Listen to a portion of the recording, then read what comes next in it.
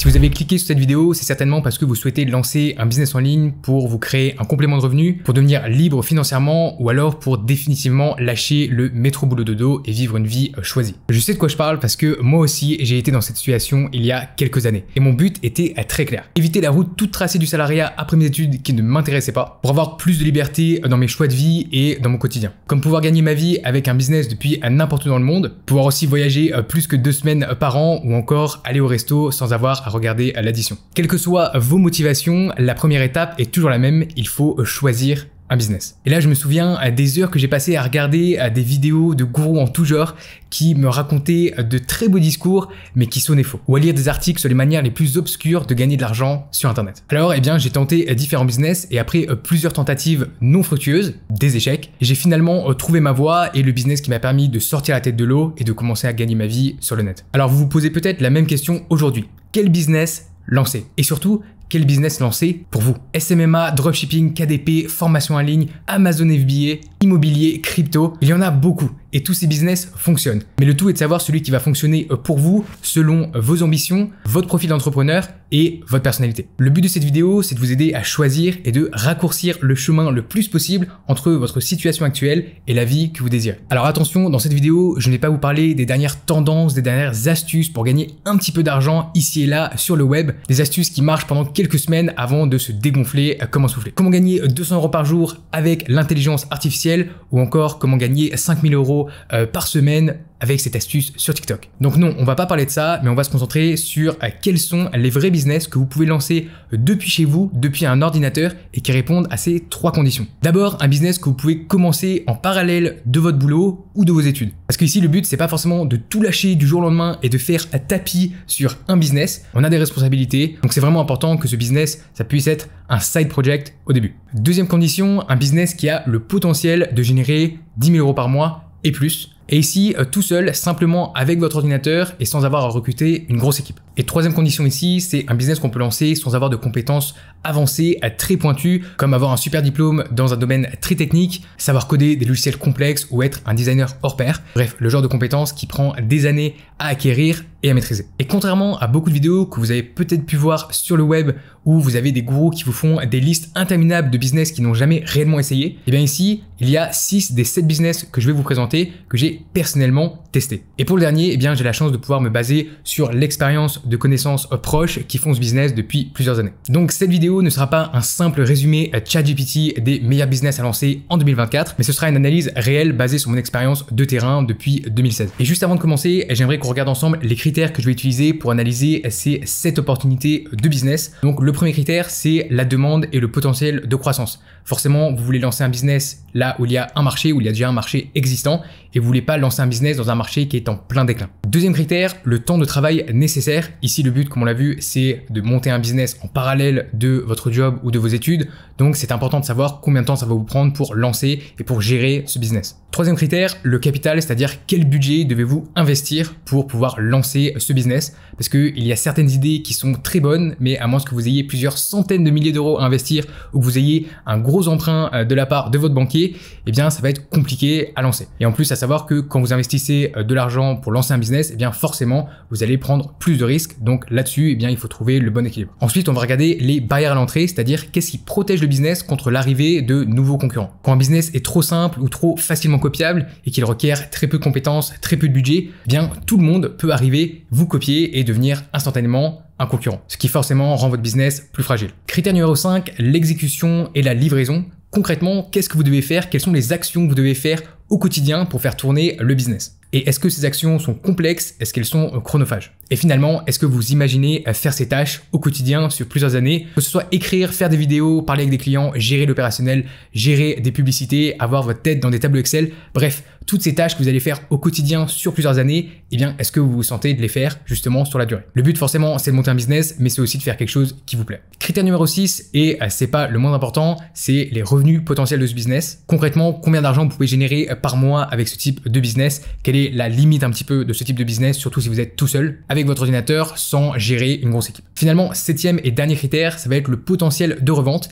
Est-ce que vous pourriez potentiellement vendre le business, revendre votre business après 1 an, 2 ans, 3 ans? Parce qu'à ce niveau-là, eh bien, il y a des business qui se vendent beaucoup plus facilement que d'autres et à des prix beaucoup plus intéressants. Donc à mon avis, c'est un élément important à prendre en compte avant de se lancer si vous voulez avoir une porte de sortie avec un gros chèque à la clé. Alors on commence directement avec le premier business qui est l'affiliation. Ici, l'affiliation, qu'est-ce que c'est? C'est le fait de recommander les produits qui sont vendus par d'autres personnes, d'autres entreprises et de recevoir une commission quand la vente vient de vous. Donc vous pouvez faire ça avec des produits physiques, par exemple si vous recommandez des produits qui sont vendus sur Amazon, Amazon a un programme d'affiliation spécial, ou alors ça peut être des produits et des services en ligne comme des logiciels, des formations, ce genre de choses. Donc concrètement, comment ça marche? Eh bien, vous créez du contenu, en général ça va être des articles, ça va être des vidéos sur YouTube, ça va être des publications sur les réseaux sociaux et vous attirez du trafic, vous envoyez du trafic sur ces sources-là en espérant que ça convertisse en vente pour avoir des commissions. Et une alternative, ça serait eh bien d'être très bon en acquisition de trafic payant et de faire de la publicité pour renvoyer ce trafic vers ces offres-là. Alors au niveau de la demande et du potentiel de croissance, ici je pense que c'est un business model qui n'a pas réellement de demande dans le sens où vous n'offrez aucun service concret. Les services existent déjà, il y a déjà un marché pour ces services. Vous, en tant qu'affilié, vous venez au-dessus de ce système qui existe déjà, où il y a déjà eh bien, des gens qui offrent un service ou des produits et des clients et vous faites simplement la liaison. Donc on va dire que la réelle demande pour ce type de business est assez basse, voire inexistante et en plus de ça, eh bien, il y a quand même pas mal de concurrence. Pour ces raisons, j'ai mis la note de 1 sur 3. Ensuite, au niveau des barrières à l'entrée, eh bien ici, elles sont virtuellement inexistantes encore une fois, parce qu'il y a assez peu de travail et de compétences requises pour faire de l'affiliation. Si vous écrivez simplement un article en recommandant un service ou un produit, ou si vous faites un post sur les réseaux sociaux, eh bien voilà, il y a beaucoup de gens qui peuvent faire la même chose. Donc l'avantage, c'est que c'est relativement facile à lancer. Le désavantage, c'est que forcément, c'est très facile à copier. En plus de ça, aujourd'hui, beaucoup de gens utilisent des outils d'intelligence artificielle. C'est à double tranchant, vous pouvez l'utiliser à votre avantage, mais vous savez que vos concurrents vont aussi les utiliser. Donc ma note pour les barrières à l'entrée, c'est faible. Au niveau du capital, ici, on est sur un petit budget de départ. Vous avez quasiment pas de frais, peut-être la création d'une structure légale et encore, donc on va dire entre 500 et vraiment 2000 euros, dépendant de ce que vous allez utiliser comme outil et comme structure légale. Exécution et livraison, bah là pour le coup, c'est extrêmement simple. Vous n'avez pas grand-chose à faire. C'est pas vous qui allez fournir le service, c'est pas vous qui allez eh bien offrir le produit. Vous faites simplement la recommandation. Donc là, forcément, c'est le point fort de ce business model. Vous n'avez à vous occuper de rien une fois que la commande, que l'achat a été fait. Donc au niveau difficulté de l'exécution et de la livraison, eh bien c'est le plus facile, c'est-à-dire 1 sur 3. Un petit peu pareil en ce qui concerne le temps de travail nécessaire. Eh bien, vous allez devoir écrire des articles, peut-être faire quelques vidéos, poster sur les réseaux sociaux, faire un petit peu de publicité. Dans tous les cas, c'est quelque chose qui ne va pas prendre énormément de temps. Et encore une fois, comme vous avez rien à faire au niveau de l'exécution et de la livraison, eh bien, ça va pas prendre beaucoup de votre temps. Et en plus de ça, c'est beaucoup plus facile et rapide de monétiser votre audience quand vous profitez de la crédibilité d'une marque connue. Par exemple, vous faites la promotion d'aspirateur Dyson sur Amazon. Eh bien, il y a de fortes chances que les gens achètent l'aspirateur parce qu'ils connaissent la marque et ils ont confiance. Alors que si vous offrez des produits et des services que vous avez fabriqués vous-même, forcément, ça va prendre plus de temps pour être crédible. Donc au final, temps de travail nécessaire, et bien là c'est le strict minimum, donc j'ai mis 1 sur 3. Au niveau des revenus potentiels, alors là ça va dépendre de beaucoup de facteurs. Quel type de produit vous recommandez déjà, parce que si vous faites 30% d'un produit à 1000 euros, et bien ça va être assez différent de si vous faites 2 à 3% d'un produit à 50 euros. Et là aussi forcément il y a une question de volume. Ça dépend aussi du trafic que vous arrivez à générer et des taux de conversion que vous avez. Donc là encore une fois, dépendant de votre business model, vous allez être sur une marge entre 10 et 40%. Et on va dire que vous pouvez gagner entre 2000 et 5000 euros avec un business en affiliation qui commence à bien tourner. Forcément, c'est possible d'aller plus haut, dépendant de votre niche aussi, mais il faut quand même faire pas mal de volume. Au niveau du potentiel de revente, eh bien là, ça va dépendre des actifs que vous avez créés. Mais par exemple, si vous avez un site de comparaison qui est extrêmement bien ranké dans Google, forcément ce site-là va avoir pas mal de valeur parce que eh bien vous recevez du trafic et ce trafic convertit tous les jours de manière assez fiable. Donc ce sera possible de revendre ce type de business. Donc pour le potentiel de revente, j'ai mis la note de 2 sur 3. Mon avis, c'est que c'est un business qui est relativement attractif quand on est débutant parce que c'est facile et assez rapide à lancer. Ça fait environ 4 ans maintenant que je fais de l'affiliation et pour moi, eh bien c'est un bon business pour pouvoir se créer un complément de revenus. Mais je considérerais pas ça comme un business qui pourrait être ma source principale de revenus. Et surtout, comme j'ai dit, vous n'avez aucun produit, vous ne produisez rien, vous n'offrez rien vous-même, vous faites seulement de la recommandation. Donc c'est un bon business model, mais à mon avis, c'est un petit peu moins solide sur le long terme. Et si vous n'êtes pas d'accord avec ce que je raconte dans cette vidéo, eh bien n'hésitez pas à laisser un commentaire juste en dessous dans la section commentaires. Je prends le temps de lire et de répondre à tous vos commentaires. Deuxième business, et là on va parler des agences. Donc vous avez peut-être entendu parler de ce business model sous différents noms. Souvent ça va être SMMA. C'est un acronyme anglais qui veut dire dire social media marketing agency. Donc en gros, vous avez une agence de gestion de réseaux sociaux. Ça peut être pour les réseaux sociaux, mais ça peut aussi être pour un autre type de service. Ça peut être du copywriting, ça peut être du design, ça peut être du montage vidéo, du marketing, bref, tout un tas de services que vous pouvez offrir à des clients. À mon avis, pour ce business, eh bien, la demande, elle est modérée et je dirais que le marché est aujourd'hui assez saturé. Il y a vraiment des agences dans tous les sens et vous êtes aussi en concurrence avec les freelances. Je pense qu'il y a toujours pas mal d'avenir et il y a toujours un marché qui est assez important. On l'a vu en 2023 avec, eh bien, le marché des miniature makers, c'est-à-dire ceux qui font les petites miniatures sur YouTube, qui a littéralement explosé et aujourd'hui, il y a plein de gens qui ont lancé de grosses agences dans cette niche. Mais toutefois, attention à la concurrence sur ce marché. Donc, pour ces raisons-là, je mets la note de 1 sur 3. Ensuite, au niveau des barrières à l'entrée, eh bien, il y en a pas tant que ça au final, ce qui fait qu'il y a beaucoup de concurrence. Parce que dans le fond, il vous suffit d'avoir des compétences que vous pouvez offrir à des clients et d'avoir la détermination d'aller chercher vos premiers clients et vous pouvez créer votre agence. Donc je pense que les barrières à l'entrée pour une agence, eh bien, elles sont vraiment différentes d'un marché à un autre. Si vous avez des compétences assez génériques, eh bien, les barrières à l'entrée vont être très faibles. Mais si vous avez des compétences très pointues, vous êtes excellent dans votre domaine, eh bien, forcément, vous allez mettre les barrières à l'entrée plus hautes. En général, je dirais qu'elles sont assez modérées. Ensuite, le capital pour se lancer, là aussi, il est extrêmement réduit. Vous n'avez pas vraiment besoin d'argent, si ce n'est pour la structure légale et pour quelques outils, peut-être pour faire un petit peu de publicité.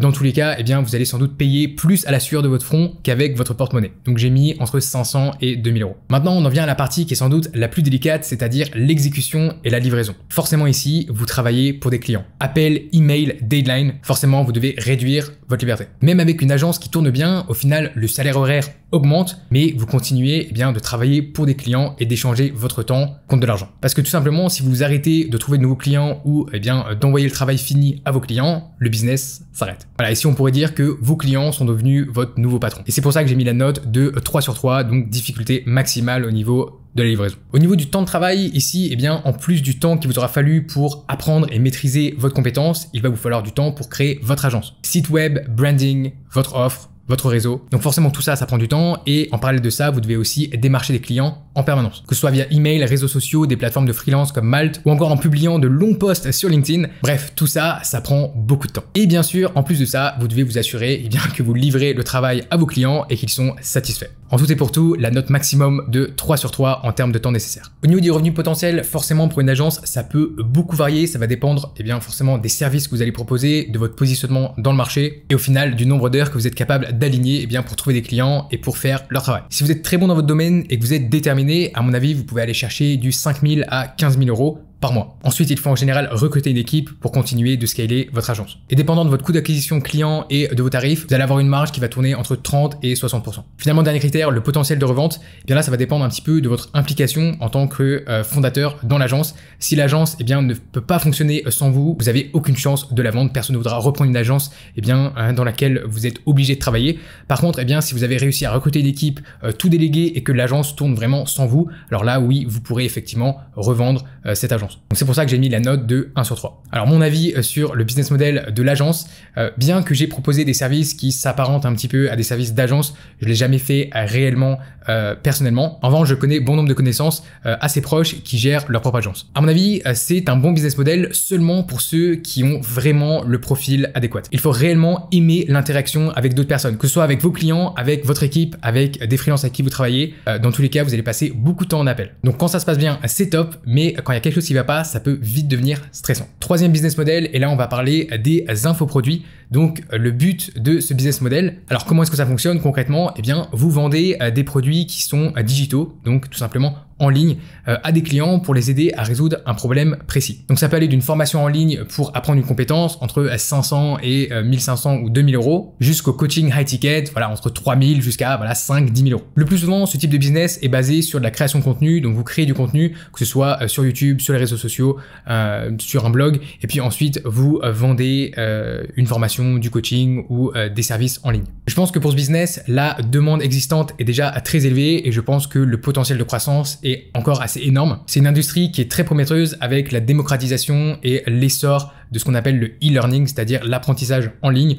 Donc pour toutes ces raisons, j'ai mis la note de 3 sur 3. Ensuite, au niveau des barrières à l'entrée, donc là, à mon avis, il y en a quand même pas mal. C'est-à-dire que si vous voulez être un bon formateur ou un bon coach, il y a sans doute 4 choses à avoir et à combiner. Il faut avoir des compétences, forcément, dans le domaine que vous enseignez, mais aussi des résultats pour être crédible, de l'expérience et des témoignages clients, pour montrer à vos futurs clients que vous pouvez obtenir des résultats pour vos clients. En plus de ça, il y a toute la partie création de contenu sur les réseaux sociaux. C'est quelque chose d'assez spécial. C'est pas forcément pour tout le monde. Surtout qu'ici, en général, on parle pas juste de poster quelques vidéos marrantes sur TikTok. Donc c'est pour toutes ces raisons que beaucoup de gens abandonnent sur ce business model et je dirais que les barrières à l'entrée sont assez élevées. Au niveau du capital, eh bien ici, il y a peu d'argent à investir pour pouvoir lancer ce genre de business. Alors forcément, il y a toujours l'achat potentiel d'équipements et de logiciels, mais c'est vraiment pas quelque chose qui va faire la différence. Ici, j'ai mis la somme de 1000 à 2000 euros pour pouvoir se lancer dans les infoproduits. Concernant l'exécution et la livraison. Alors ici, même s'il y a beaucoup de gens qui regardent ce business model et qui se disent que ça a l'air super facile, quelques vidéos sur YouTube, une formation et boum, on devient un millionnaire, eh bien, en vérité, c'est bien plus complexe et bien plus difficile que ça. Je sais car ça fait environ 3 ans que je suis dedans moi-même. Forcément, vous avez toute la partie création de contenu et le fait de publier sur les réseaux sociaux, mais aussi toute la gestion du marketing, de vos pages de vente, de vos emails, tout ça dans le but de trouver des nouveaux clients. Évidemment, vous avez ensuite la partie création d'une formation ou d'un programme. Donc là, dépendant de la qualité que vous voulez mettre, eh bien, ça va être plus ou moins difficile.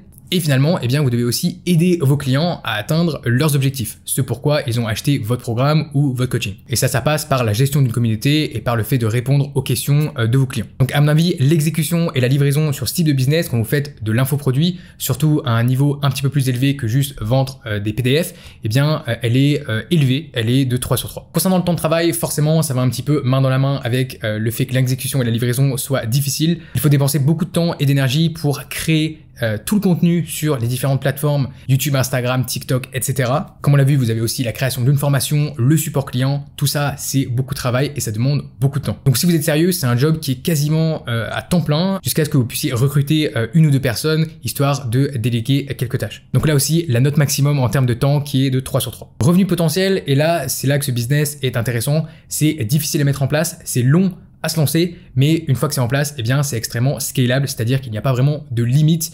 Si vous vendez une formation une fois ou 1000 fois, eh bien dans le fond, ça va pas changer grand-chose à votre système global. Donc en fonction de la niche, en fonction de la taille de votre audience et en fonction de la qualité de votre offre et de votre marketing, vous pouvez avoir une marge qui va de 30% jusqu'à 80%. Je pense que c'est possible de générer entre 10 et 20 000 euros par mois si vous êtes solo, simplement en utilisant quelques freelances. Par contre, au niveau du potentiel de revente, eh bien, ce business model n'en a quasiment pas. La plupart du temps, eh bien, ça va être attaché, eh bien, à la marque personnelle de quelqu'un avec votre visage dessus. Donc, vous avez quasiment aucune chance de vendre ce business. J'ai mis 0 sur 3. Donc, mon avis sur l'infoprenariat, eh bien, ça fait 2 ans environ que je le fais personnellement. Et donc, voilà, c'est un business model qui fonctionne. Par contre, c'est vraiment loin du paradis qu'on peut imaginer quand on est de l'autre côté, quand on regarde des vidéos sur YouTube ou Instagram. Il y a beaucoup de sacrifices, beaucoup de temps et d'énergie à mettre dedans. Et surtout, il faut être patient, c'est-à-dire que pour moi, ça m'a pris plus d'1 an et demi afin de monétiser mon audience et ma création de contenu. Il y a un autre aspect qui est super gratifiant et satisfaisant avec ce business, c'est le fait de voir des élèves, des membres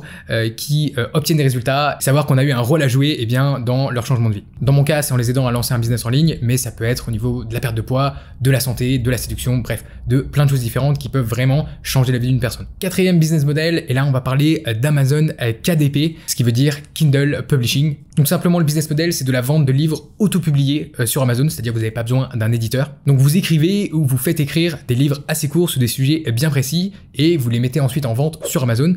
C'est Amazon qui s'occupe soit de vendre la version Kindle tout simplement ou alors d'imprimer vos livres et de les envoyer en version papier. Pour ce business, je pense que la demande est moyenne tout au plus et la concurrence est assez élevée. Donc pour la demande et le potentiel de croissance, j'ai mis la note de 1 sur 3. Au niveau des barrières à l'entrée, elles sont très faibles et c'est pour ça qu'il y a aussi une très forte concurrence sur ce type de business. Il y a peu de compétences requises et la plupart des gens font écrire leurs livres par d'autres personnes, par des ghostwriters. Donc vraiment ici, les barrières à l'entrée sont très faibles. Au niveau du capital requis, eh bien, ici, vous pouvez commencer à publier vos premiers livres avec un budget relativement faible. Comptez quelques centaines d'euros par livre que vous allez publier, c'est-à-dire pour le faire écrire, pour la mise en page, pour le design de la couverture, ce genre de choses. Donc ici, j'ai mis le budget de 1000 à 2000 euros pour son site. Exécution et livraison, ici, c'est très simple. Une fois que le livre est sur Amazon, eh bien, vous n'avez plus rien à faire, vous n'avez pas de support client, vous avez vraiment rien du tout.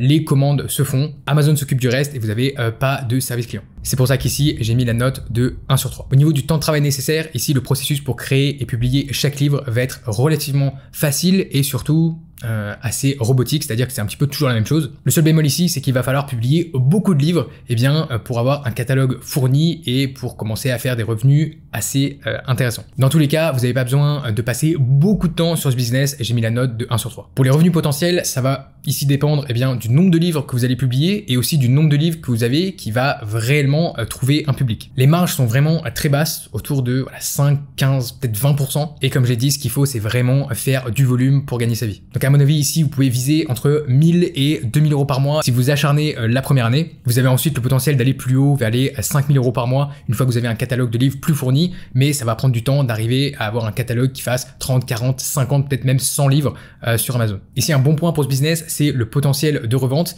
Si vous avez un business qui a des revenus et des profits qui sont stables, eh bien, c'est assez facile de vendre ce type de business. Vous pouvez espérer un multiple entre x25 et x40 votre profit mensuel. Donc, j'ai mis la note de 3 sur 3. Alors, mon avis sur Amazon KDP, j'ai essayé ce business model pendant quelques mois au début de mon aventure sur le web. J'ai lancé plusieurs livres, j'ai généré quelques revenus, mais j'ai vite réalisé que c'était tout simplement pas pour moi. Il faut vraiment lancer beaucoup de livres.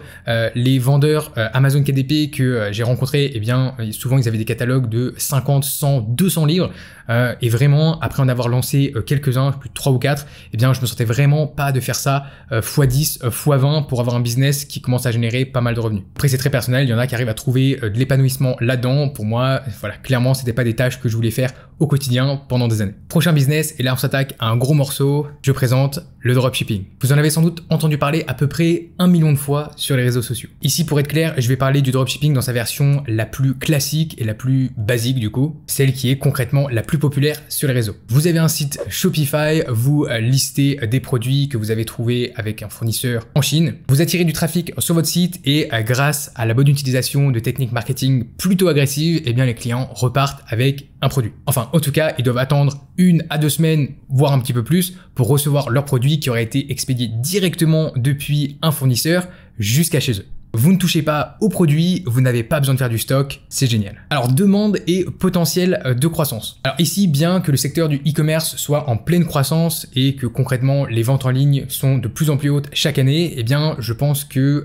la demande pour le type de produits qui sont vendus en dropshipping, qui sont en général des produits de qualité médiocre, sans aucune valeur ajoutée, sans aucune différenciation, eh bien je pense qu'elle est assez basse et je pense aussi que la concurrence de plateformes comme Temu, comme Wish, eh bien centralise un petit peu une partie de cette demande, une partie de la demande qui cherche des produits pas chers, des produits voilà vraiment génériques.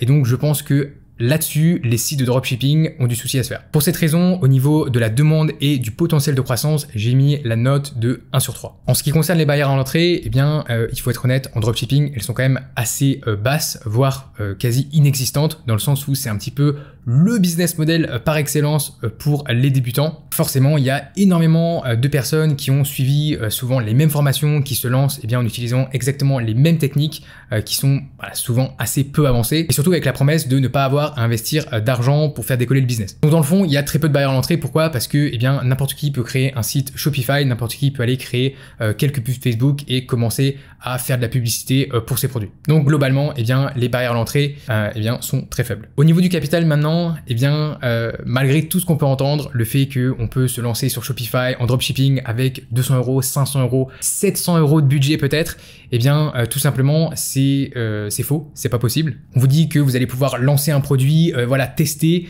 avec 200 euros. Mais le problème c'est que c'est à peu près aussi honnête que si on vous dit vous allez dans un supermarché et vous devez faire vos courses, par contre vous avez que 5 euros. Alors oui, forcément, vous pouvez rentrer dans le supermarché, vous pouvez faire comme tout le monde, avec un caddie, acheter peut-être 3 paquets de pâtes et une sauce tomate, et puis voilà. Au final, vous n'avez pas fait vos courses et vous n'allez pas pouvoir manger pour bien longtemps. C'est un petit peu pareil quand vous commencez le dropshipping avec un très faible budget de 200, 500, même 1000 euros. Parce que même si on considère que les coûts les plus basiques, c'est-à-dire quelques logiciels et la publicité pour attirer du trafic, eh bien vous êtes plutôt autour de quelques milliers d'euros pour pouvoir lancer un business en dropshipping. Pourquoi quelques milliers d'euros? Parce qu'il vous faut un petit peu de budget pour tester plusieurs produits, affiner un petit peu eh bien, vos compétences en publicité. Et la plupart du temps, eh bien, le premier produit, la première publicité sont rarement la combinaison gagnante. Il va falloir en tester pas mal et tout ça à un coût. Donc j'ai été gentil, j'ai mis 2000 à 5000 euros de budget minimum pour se lancer en dropshipping, mais je pense vraiment que comme j'ai dit, c'est le minimum. Au niveau de l'exécution et de la livraison, là aussi, c'est un petit peu plus complexe que juste vous touchez pas le produit, c'est le fournisseur qui s'en occupe, vous n'avez rien à faire, vous avez juste à gérer votre site Shopify. Encore une fois, c'est pas vraiment ça la réalité. Et quand on y pense un peu plus, eh bien, vous avez quand même pas mal de choses à faire. Trouver les produits, créer un site qui soit optimisé pour les ventes, créer du contenu pour vos publicités et pour les réseaux sociaux, gérer vos campagnes de pub, que ce soit sur Facebook, Instagram, TikTok, et ensuite gérer tout le support client et la logistique avec les clients insatisfaits, les gens qui n'ont pas reçu leur colis, les gens, bref, il peut y avoir 1 million de problèmes parce que au final, c'est pas vous qui gérez la qualité des produits, la qualité de la livraison. Donc quand on y pense quand même, vous avez beaucoup d'aspects différents à gérer dans le business et donc au niveau de la difficulté d'exécution et de livraison, bien c'est la note maximale de 3 sur 3. Et du coup, avec cette exécution assez complexe, vient quand même pas mal de travail. Encore une fois, c'est pas du tout un business avec lequel vous allez générer un revenu passif comme par magie. Comme j'ai dit, il faut continuellement tester de nouveaux produits, de nouvelles publicités, gérer voilà tout le support. C'est assez complexe, assez vaste. Vous avez à éteindre des feux tout le temps, à droite, à gauche. J'ai mis la note de 2 sur 3 au niveau du temps nécessaire. À mon avis, il faut quand même investir pas mal de temps, surtout pour lancer un business en dropshipping. Alors pour les revenus potentiels ici, ce qu'il faut savoir, c'est qu'en dropshipping, vous allez quand même avoir des marges qui sont assez faibles pour plusieurs raisons. Déjà parce que vous avez des coûts d'acquisition, c'est-à-dire des coûts souvent publicitaires qui sont très élevés et ça va manger une grosse partie de votre marge, mais en plus vous avez des coûts d'expédition qui sont eux aussi élevés parce que toutes les unités sont envoyées par avion unité par unité. Et troisième raison, vous avez aussi des prix d'achat sur vos produits qui sont élevés. Pourquoi? Parce que vous les achetez quasiment à l'unité auprès de votre fournisseur. Et en plus de ça, difficile quand même de pratiquer des prix élevés sur des produits médiocres sans valeur ajoutée et sans branding. Donc j'ai été gentil avec la marge, j'ai mis entre 5% et 20%, mais il faut quand même savoir que beaucoup de dropshippers sont tout simplement pas rentables. Et au niveau des revenus, j'ai mis entre 5 et 10 000 euros, et ça c'est si vraiment vous vous en sortez bien et que vous êtes dans le top 1-2% des dropshippers. Les pros du drop, souvent ce qu'ils font pour passer au niveau supérieur, c'est que tout simplement, ils n'opèrent plus avec un modèle de dropshipping, ils commencent à faire du stock, ils créent leur propre marque, ils développent leurs propres produits, ou en tout cas ils améliorent les produits, et c'est comme ça réellement qu'ils commencent à générer beaucoup d'argent. Mais ça, je vous en parle juste après. Est-ce que vous pouvez revendre votre business de dropshipping?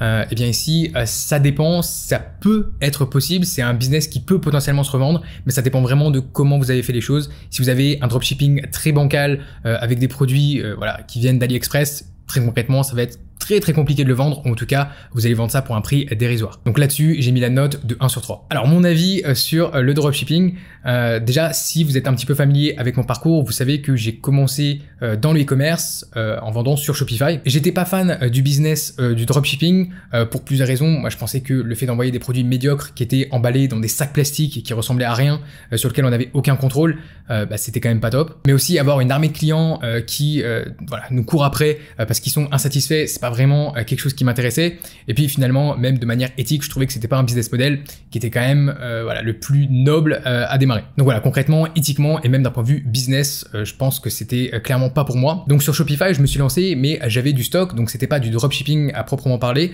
Par contre, j'ai rencontré pas mal des mêmes galères que le dropshipping, à savoir créer ma boutique, attirer du trafic par différents moyens, avec par exemple la publicité sur Facebook et ce genre de choses, la gestion des commandes, les retours clients, bref tout ça j'ai expérimenté et je peux vous dire que c'était quand même assez complexe et qu'il fallait avoir de grosses compétences en marketing dans vraiment plusieurs aspects différents du marketing pour faire tourner la boutique. Un autre souci qu'il y a avec le dropshipping, à mon avis, c'est que vous êtes toujours en train de chercher un nouveau produit à lancer, un nouveau produit gagnant. Parce qu'il y a certains produits qui vont fonctionner pendant un moment, vous allez générer des revenus, peut-être même des profits, mais à un moment donné, la tendance va baisser ou va complètement être anéantie, comme les fidget spinners du jour au lendemain, plus personne n'en voulait. Vous avez ça, ou alors vous avez aussi le risque que le marché dans lequel vous vendez devienne saturé. Pourquoi? Parce que vous avez des milliers, des millions de débutants qui se lancent avec les mêmes logiciels, en ayant suivi les mêmes formations et qui vont tout simplement venir espionner vos boutiques, espionner vos publicités et venir vous concurrencer directement. Donc avec le dropshipping, vous gagnez de l'argent par phase quand il y a un produit qui marche, quand il y a une publicité qui marche, quand toutes les planètes sont alignées. Mais la plupart du temps, vous débattez avec vos campagnes publicitaires en essayant de limiter la casse. Et à cause de tout ça, au final, vous construisez rien de très concret et rien de solide sur le long terme. Et c'est après avoir compris tous ces éléments que j'ai pivoté dans mon business et que j'ai commencé à vendre mes produits sur Amazon. Et donc le business dont je vais vous parler maintenant, c'est Amazon FBA. Donc qu'est-ce que ce business model en quelques phrases? C'est un autre modèle d'e-commerce, mais qui est à peu près à l'opposé du dropshipping. Le but ici, c'est d'utiliser Amazon pour expédier notre marchandise et livrer les commandes aux clients en Prime directement depuis leurs entrepôts. Et le but aussi, c'est d'utiliser la plateforme Amazon pour mettre nos produits devant des millions d'utilisateurs qui viennent sur Amazon pour faire leur shopping. Donc dans ce business model, on crée notre marque, on développe nos propres produits, ou en tout cas, on les personnalise, on ajoute de la valeur, et c'est ce qu'on appelle le private label ou le white label, c'est-à-dire faire de la marque blanche. Donc forcément, je connais bien ce business model parce que après plusieurs tentatives avec différents business, eh bien c'est celui qui m'a permis réellement de me lancer et de commencer à gagner ma vie sur le web. Cependant, je vais essayer d'être aussi impartial et transparent que possible,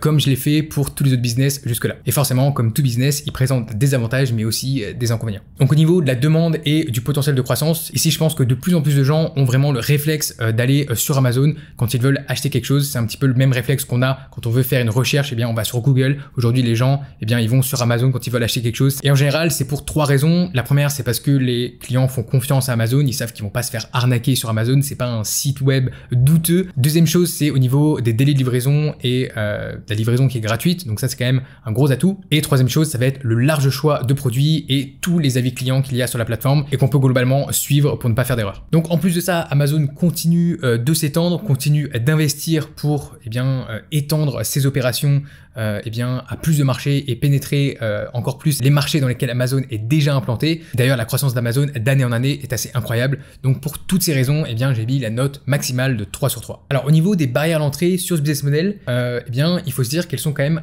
plus élevé que sur un business model comme le dropshipping. Ici, je pense qu'il faut vraiment être plus sérieux et plus professionnel, rien que pour créer sa marque, concevoir ses produits ou en tout cas personnaliser ses produits et ajouter de la valeur aux clients dans le but de les rendre vraiment uniques et de se démarquer sur Amazon. Toutefois, il n'y a quand même pas de compétences pointues qui sont requises. C'est un business qu'on peut lancer simplement en suivant une méthode bien précise. Et même s'il y a moins d'éléments à gérer qu'en dropshipping, parce que on n'a pas à s'occuper de des livraisons tout simplement et des retours clients, c'est Amazon qui s'occupe de ça. On n'a pas à s'occuper d'attirer du trafic et de le convertir sur notre site. Encore une fois, c'est Amazon qui s'occupe de ça. Par contre, je pense qu'il faut vraiment avoir un mindset et une vision d'entrepreneur à long terme pour pouvoir construire son business sur Amazon, ce qui n'est pas forcément le cas en dropshipping. Donc ici, pour les barrières à l'entrée, j'ai mis modéré. Ensuite, au niveau du capital requis, l'investissement initial ici sur ce business, ça va être l'achat initial de la marchandise. Il va y avoir d'autres frais annexes comme la création d'une marque, d'un logo,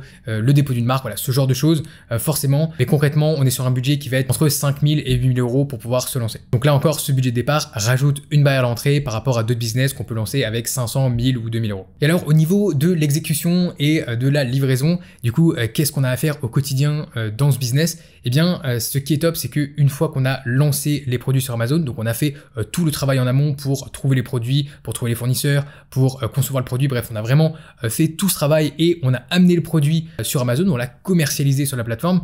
Une fois que le produit tourne, une fois que on a bien fait notre travail et le produit satisfait les clients, on n'a plus grand chose à faire. Alors je dis pas du tout que c'est passif, mais on doit gérer l'opérationnel. Évidemment, on doit s'assurer qu'on a toujours du stock dans les entrepôts d'Amazon pour notre produit, pour ne pas être en rupture de stock. Mais au-delà de ça, il y a quand même plus grand chose à faire parce que Amazon s'occupe de beaucoup de choses pour nous. On n'a pas à s'occuper du stockage, on n'a pas à s'occuper de la livraison, on n'a pas à s'occuper des retours clients, on n'a pas à s'occuper de l'acquisition de clients ou de toute la partie marketing. Tout ça, c'est vraiment Amazon qui s'en charge pour nous et donc ça nous enlève quand même pas mal de poids. C'est plus un travail de gestion et donc pour ça, j'ai mis la note de 2 sur 3. Concernant le temps de travail nécessaire, ici, je pense qu'il faut vraiment différencier 2 phases dans un business Amazon FBA. Première phase qui va être le lancement d'un produit et la deuxième qui va être la gestion d'un produit. Sur la première phase, comme on l'a vu, il y a pas mal de choses à faire.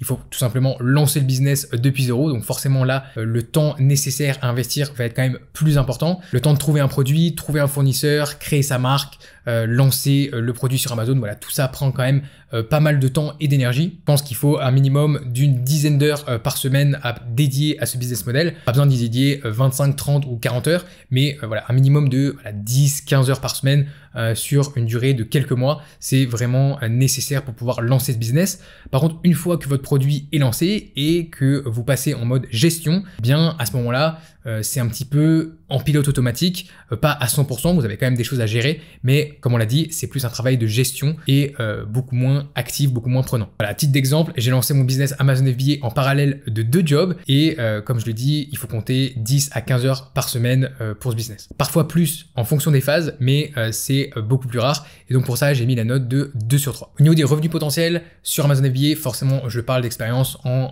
voyant les revenus que j'ai pu atteindre avec mon business, mais aussi avec les business de personnes que je connais qui vendent sur Amazon et des membres de ma formation qui ont lancé des business et qui ont obtenu de super résultats. Ici, une chose importante à savoir, c'est que les revenus potentiels que vous pouvez générer avec votre business vont être mécaniquement liés avec le budget que vous pouvez investir pour lancer votre business. Plus vous allez avoir un budget de départ élevé, plus vous allez pouvoir viser des objectifs élevé, forcément. Une règle assez grossière que j'ai pu observer au fil des années, c'est que sur la première année de vente, vous allez faire entre x5 et x10 votre budget de départ. Et ici, je parle de revenus, de chiffre d'affaires et non de bénéfices. Donc pour parler chiffres, concrètement, la marge d'un business Amazon FBA qui tourne bien va être entre 15 et 30%, dépendant des niches, dépendant des pays. Et pour les revenus potentiels que vous pouvez espérer, on va se situer entre 10 000 et 30 000 euros. Ici, pour le coup, je parle du profit et c'est des résultats qu'on peut obtenir en solo avec une équipe très réduite, juste quelques freelances qui nous aident à faire les choses qu'on sait vraiment pas faire. Et finalement, l'un des avantages les plus intéressants d'Amazon FBA, c'est son potentiel de revente. Ce sont des business qui sont très prisés des investisseurs et qui sont facilement vendables. C'est d'ailleurs l'une des raisons qui m'a poussé à me lancer sur Amazon FBA au début. Et ici, ce qu'il faut se dire, c'est que les fonds d'investissement connaissent très bien ce business model. Ils savent que c'est un business qui est stable et que quand ils achètent un business, ce qu'ils achètent réellement, c'est une marque, c'est des produits qui ont la place dans l'algorithme d'Amazon, dans le top des résultats de recherche et avec des centaines ou des milliers d'avis clients sur la plus grosse marketplace e-commerce du monde. C'est vraiment ça qu'ils achètent. Donc vous pouvez espérer revendre votre business pour un multiple entre x35 et x45 votre bénéfice mensuel. Donc là-dessus, j'ai mis la note de 3 sur 3 pour le potentiel de revente. D'ailleurs, si vous êtes vraiment intéressé par la vente sur Amazon FBA et que vous voulez en savoir plus sur ce business model, je vous recommande cette vidéo juste ici. C'est un tutoriel de 50 minutes dans lequel je passe en revue toutes les étapes nécessaires pour vous lancer sur Amazon FBA de A à Z. Alors, quel est mon avis? Forcément un petit peu biaisé sur Amazon FBA. Forcément, c'est le modèle qui m'a permis de construire mon premier business en ligne et de gagner ma vie sur le web. Et même si c'est pas un business que je considérais comme facile, car il y a quand même pas mal d'éléments à prendre en compte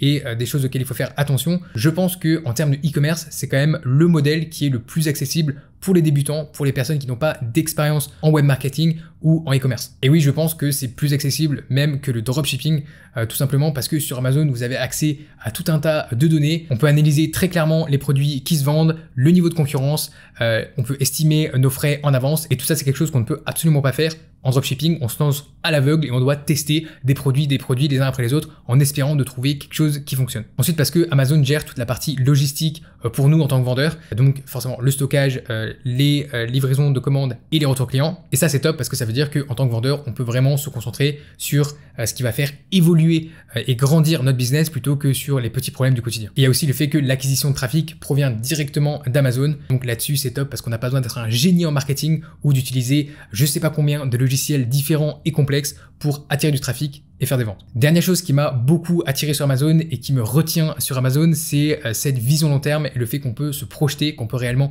créer une marque et construire son catalogue de produits au sein même d'Amazon. Et ce qui est top aussi, c'est que notre business profite de l'effet boule de neige, c'est-à-dire que vos produits vont engranger de l'historique de vente, des avis clients. Vous allez pouvoir vraiment solidifier votre position dans chacun de vos marchés au fil du temps. Et ça, c'est top pour avoir un business qui est vraiment solide sur le long terme. Finalement, 7e et dernier business que je voulais vous présenter aujourd'hui, c'est l'e-commerce. L'e-commerce dans sa version la plus classique. Donc ici, de quoi on parle exactement? On parle d'avoir votre propre site, de vendre vos propres produits sous votre propre marque et vraiment de gérer tout de A à Z. Vous n'êtes pas dépendant d'une plateforme, vous n'êtes pas dépendant d'un fournisseur qui va envoyer vos produits à votre place comme en dropshipping.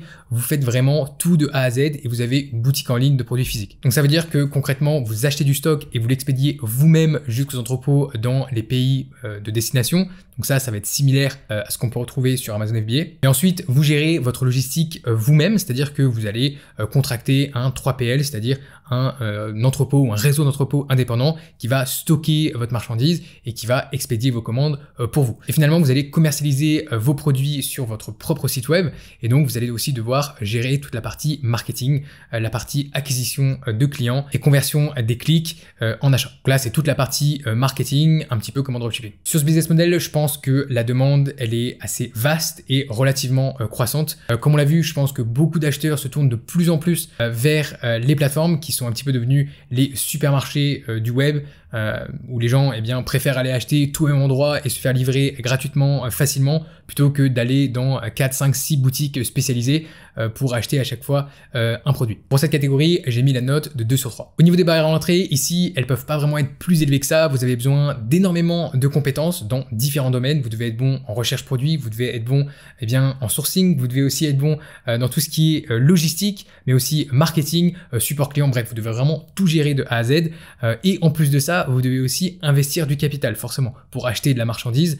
Donc vraiment, il y a énormément de barrières à l'entrée. Donc c'est vraiment la version la plus difficile du e-commerce que vous pouvez tenter. Et donc pour ça, les barrières à l'entrée sont élevées. Au niveau du capital à investir, là, vous cumulez les coûts d'achat de la marchandise en amont et les coûts d'acquisition marketing. Vous avez vraiment les deux en même temps, ce qui fait que vous avez besoin d'un budget plus élevé pour vous lancer. En plus de ça, vous prenez aussi un plus gros risque à mon avis, parce qu'en dropshipping, forcément, vous prenez un risque qui est minime, on va dire, parce que vous faites simplement de la publicité et vous achetez pas de stock. Donc, il y a forcément des inconvénients à ça, mais d'un point de vue risque, vous risquez pas grand chose même si vous dépensez de l'argent en publicité. Et sur Amazon FBA, certes vous prenez un risque en achetant de la marchandise, mais en même temps le risque est réduit parce que vous avez accès à tout un tas de données sur la plateforme d'Amazon grâce à des outils. Donc vous savez que vous n'allez pas vous lancer dans une catégorie ou dans une niche où il y a zéro demande et vous allez rester avec tout votre stock sur les bras. Alors que quand vous vous lancez vraiment en e-commerce classique et que vous achetez du stock et que vous créez votre marque et vous concevez des produits, vous les personnalisez,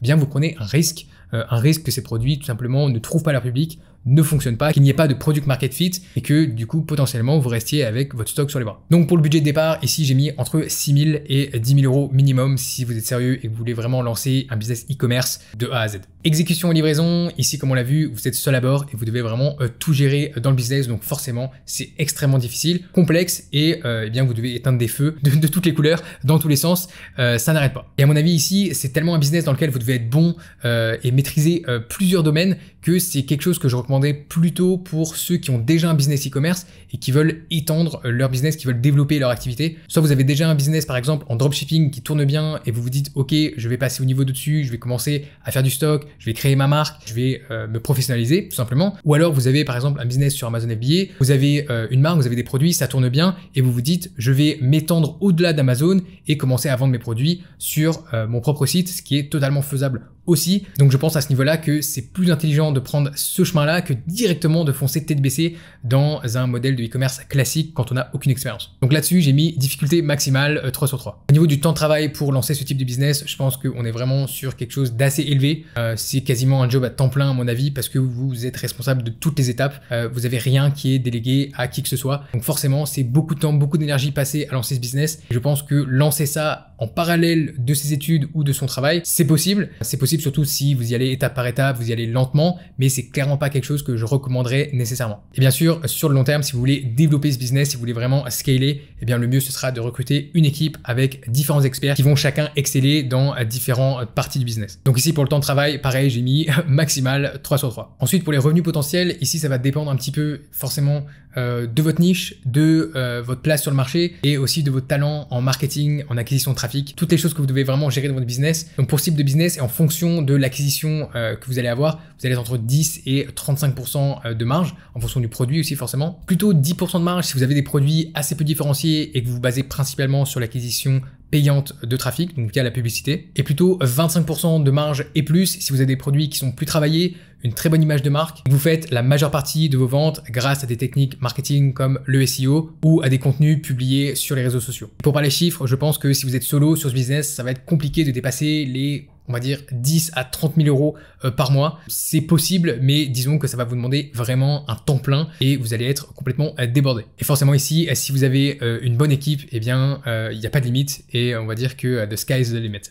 Et finalement, au niveau du potentiel de revente de ce type de business, eh bien, c'est tout à fait possible de vendre un business e-commerce. C'est même très vendable, on va dire, comme business. Vous allez pouvoir revendre votre marque et vos actifs marketing comme vos comptes de réseaux sociaux si vous avez beaucoup d'abonnés, une liste email, voilà, ce genre de choses. Et ce qu'il faut savoir ici, c'est que les vérifications vont être plus complexes et plus longues que pour un business Amazon FBA, tout simplement parce que, eh bien, les acheteurs vont vouloir vraiment tout vérifier qu'ils n'achètent pas quelque chose de frauduleux ou quelque chose qui est très friable. Donc, ils vont vraiment vouloir vérifier l'exactitude de toutes les données et ça peut prendre pas mal de temps, à l'inverse d'Amazon FBA où tout simplement ils peuvent se plugger, eh bien, à l'API d'Amazon et recevoir toutes les données qui sont forcément fiables parce que elles proviennent d'Amazon. Et revendre votre business e-commerce, ça reste tout à fait possible et si vous avez créé une bonne marque et que vous avez vraiment des choses intéressantes, eh bien, vous pouvez revendre votre marque pour un bon multiple. Donc là-dessus, j'ai mis la note de 2 sur 3. Donc mon avis, comme je vous l'ai dit juste avant, eh bien, c'est de lancer ce type de business une fois que vous avez déjà de l'expérience en e-commerce, que vous commencez à savoir un petit peu ce que vous faites, soit dans la partie étude de marché, sourcing et logistique, soit dans la partie marketing, dépendant de quel est votre background en e-commerce. Dans tous les cas, je pense que lancer ce business-là quand on commence à peine, eh bien, c'est la chose la plus compliquée que vous puissiez faire. C'est comme ça que j'ai commencé, c'est comme ça aussi que j'ai échoué au début. Donc forcément, c'est quelque chose que je vous recommande pas forcément. Alors voici les résultats. Vous pouvez faire pause et comparer les différents business models sur la base de mes critères. Bien sûr, tout ce que je dis ici dans cette vidéo n'engage que moi et ça reflète simplement ma vision et mon expérience personnelle avec ces différents business. Donc dites-moi en commentaire juste en dessous quel est le business qui vous attire le plus et surtout dites-moi pourquoi. Et encore une fois, je le répète, si vous n'êtes pas d'accord avec quelque chose que j'ai dit dans la vidéo, eh bien faites-le moi savoir, je serai curieux de lire votre avis, donc vous pouvez aussi laisser un commentaire juste en dessous. D'ailleurs, je prends le temps de lire et de répondre à tous vos commentaires. Donc allez-y. Merci d'avoir regardé cette vidéo, j'espère que son contenu vous a plu. Si vous voulez en savoir plus sur le business model Amazon FBA, le modèle que j'exploite depuis plus de 6 ans et avec lequel j'ai généré plusieurs millions d'euros, je vous laisse une vidéo juste ici dans laquelle je couvre les 8 grandes étapes pour lancer votre business sur Amazon FBA à votre tour.